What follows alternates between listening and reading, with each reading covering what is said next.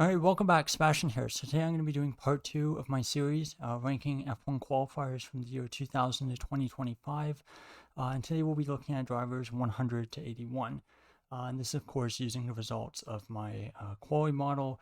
Results are also age and experience corrected.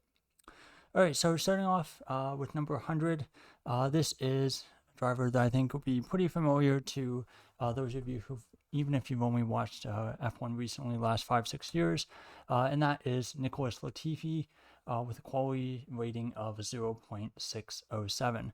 Latifi, of course, drove 3 years for Williams, was pretty bad in all of them, only out-qualified his teammate a handful of times over those 3 seasons, and yeah, was definitely, I would say, one of the weakest or the weakest qualifier all 3 years during his time on the F1 grid. All right, number 99 is Patrick Reisacker. Drove for Minority in 2005, only did a half season. Quality rating of 0.557. Now, I think his median qualifying gap to his teammate Christian Albers at the time was actually pretty horrific. It was like around half a second, a bit bigger. And given, Albers himself not a great driver either, probably would have suggested that I think Reisacker would have been, early on this list in the part 1 of this video, of the series, I should say. But he was very young when he first started, and he only did, that one half season. So I think based on that, I think the model basically corrected up a little bit more, but still not a great qualifier. And again, only did the one half season in F1. Was, I think, also a Red Bull driver, basically during at the time where, Red Bull had its, was just kind of starting out its Red Bull, F1 team program. All right, number 98, Jerome D'Ambrosio, quality rating of 0.553. One full season F1 teammates with Timo Glock. Not a particularly good qualifier, got, pretty badly out-qualified by Glock, did Ambrosio.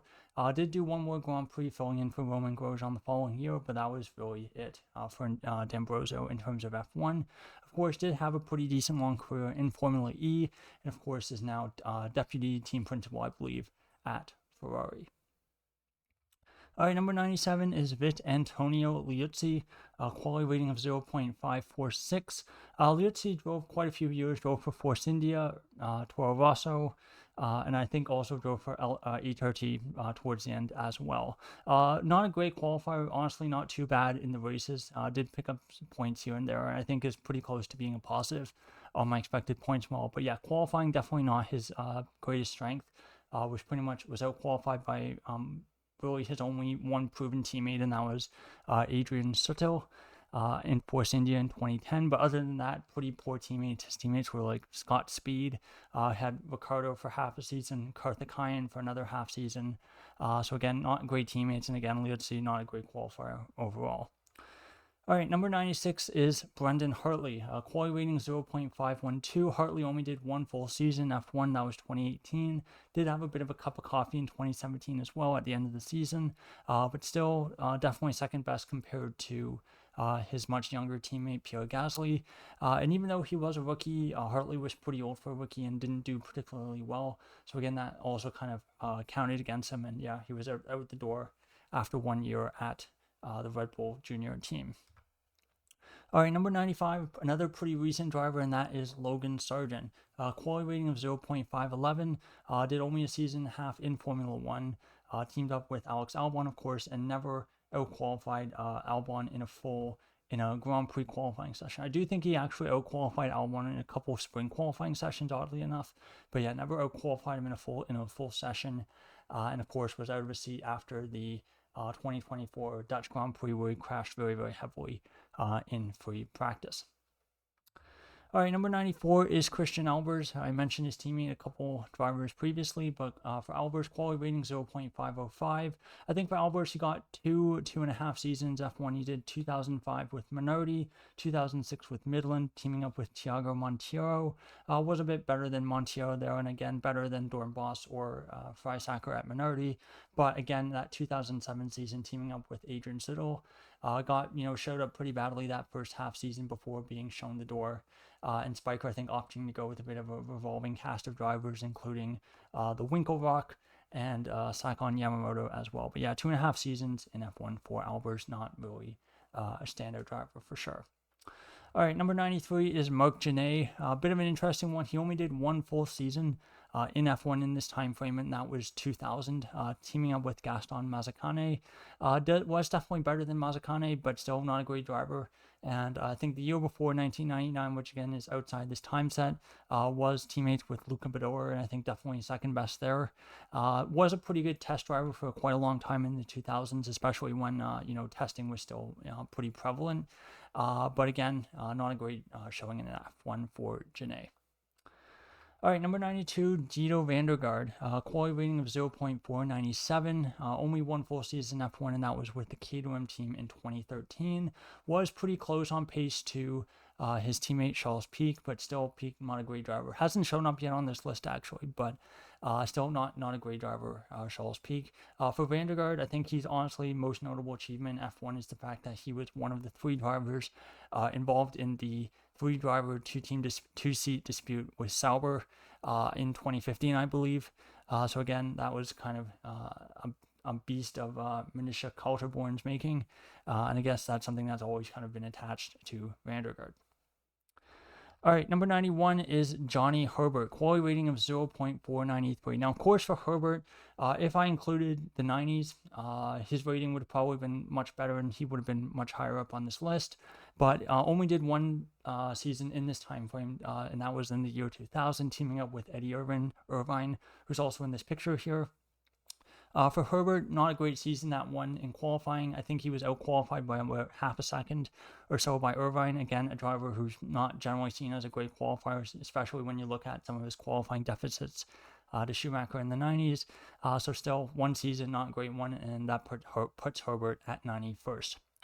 All right, number 90 is Pedro de la Rosa. Pretty interesting career, given that he had quite a few stops and starts, and was still driving an F1 at a pretty old age, relatively speaking, especially compared to what many would perceive as his talent level. But for De La Rosa, quality rating of 0.457. During this time frame, drove for quite a few different teams. Of course, towards the end, most recently drove for HRT in 2012, but even before that, did half a season at McLaren 2006. And of course, really had his last kind of full-time drive when he was younger in the early 2000s, I think was at Arrows, teaming up with Jos Verstappen, I think, for one season. And then also, I think, did a season at Jaguar, filling in for Luciano Burdi in, I think, 2001. So again, had quite a few seasons there in the early 2000s, but still definitely not, an all-time great qualifier, or, even an average one, I would say. All right, number 89 is Antonio Pizzonia, quality rating of 0.454. For Pizzonia, his one full-time shot at an F1 seat was in 2003, and unfortunately for him, this was teaming up with a driver who would turn out to be, one of the best qualifiers of, I would say, the early mid 2000s in Mark Webber. And yeah, didn't do a particularly good job, got pretty much destroyed in qualifying by Webber. Had a couple good seasons elsewhere. I think did a couple stand-in performances, I think, at BMW Williams, sitting in for Ralf Schumacher when he got himself injured. One of those few times that happened, but still not a great qualifier overall, and sits 89th on my list. All right, number 88 is Jolyon Palmer, quality rating of 0.420. Palmer, best known at this point for being an analyst on the kind of F1 digital, in the F1 kind of digital sphere on the kind of official FOM platform, and also for his quote saying that you have to be alert on a street track before bidding it in the wall in Azerbaijan.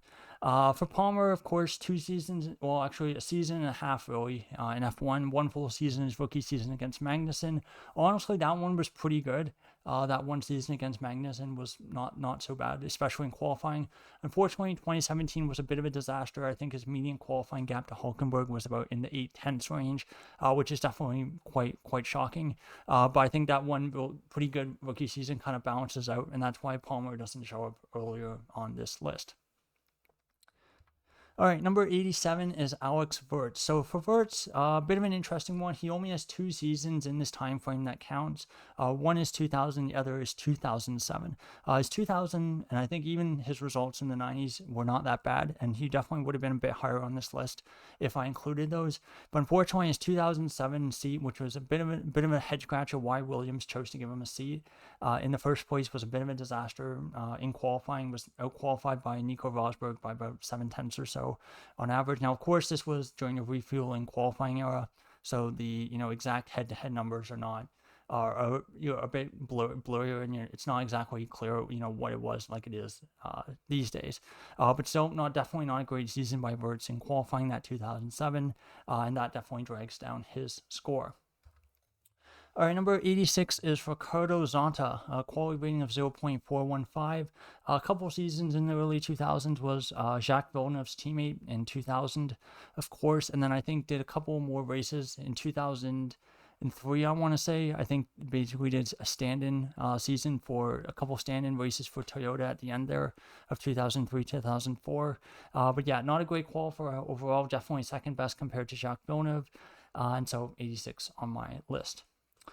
All right, number 85 is Will Stevens. Quality rating of 0.367. Perhaps a little bit high on this list. Of course, Stevens only did the one season F1 2015, and his teammates were also rookies. So pretty hard to find, there's no real good direct comparison for him. Of course, looking at his GP2 results, junior categories, again, it kind of lines up with having a bit of a Latifi-esque career there. So again, makes sense that he would show up at this point on the list. All right, number 84 is Takuma Sato. A bit of a surprise to see him this early, but he did have quite a few seasons that were pretty ghastly in terms of qualifying record. Qualifying record of quality rating of 0.357. And again, for Sato, a bit of a mixed up and down career. The only teammate he had where he looked convincingly better than his teammates in qualifying was 2006, where 2 of those teammates were the first 2 drivers on my list, basically drivers rated 124 and 125. Yamamoto, the third one, was a little bit higher on that list, but other than that, he's definitely never been the strongest qualifier in F1. And even against Anthony Davidson in 2007, start of 2008, still not a great qualifying record there against a guy in his first full seasons in Formula 1. All right, number 83 is Vitaly Petrov, quality rating of 0.341. For Petrov, he's best known for being absolutely destroyed by Robert Kubica in his final full season before his Valley accident, of course. 2011 was honestly not bad in qualifying. I think actually out-qualified Nick Heidfeld over a half season, and then, pretty thoroughly out-qualified Bruno Senna again in the other half season. But still, definitely not a great qualifier. Only had the 3 seasons in F1, which for a guy ranked 83rd on my list is about right. All right, number 82 is Pedro Diniz. Only did 1 season in this time frame, and that was in the year 2000. I believe driving for Prost, I want to say. I know he drove for Sauber and quite a few other teams as well. It might have been Arrows as well. But yeah, all in all, Diniz, not a great qualifier.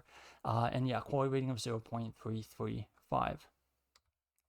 All right, number 81 on this list is Verstappen, and no, it's not Max Verstappen. Of course, it's the guy on the left, Jos Verstappen.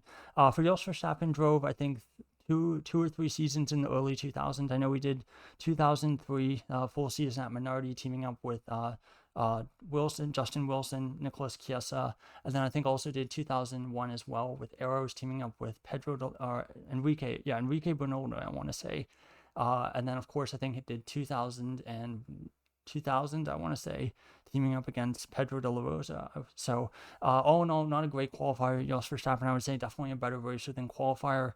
But yeah, again, for the Verstappen Senior, 81st, I think, is a pretty reasonable spot on this list. And that is the final driver. Yeah, that is the final driver in part 2 of this series.